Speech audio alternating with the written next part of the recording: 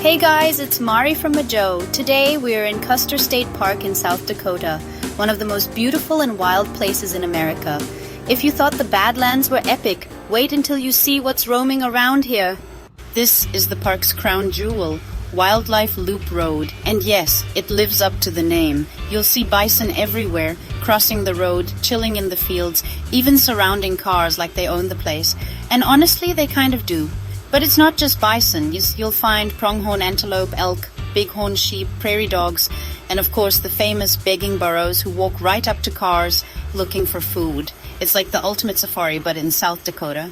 Beyond the wildlife, the views are incredible. Rolling prairies, granite peaks, and peaceful lakes. Perfect for hiking, camping, or just cruising through. And here's a fun fact. Custer State Park covers over 71,000 acres, bigger than some national parks. So whether you're here for the wildlife or the landscapes, Custer State Park is unforgettable. Driving through a herd of bison, that's something you'll never forget. Our next stop, Mount Rushmore National Monument. So don't forget to like, subscribe, and hit the bell for more adventures with Majo.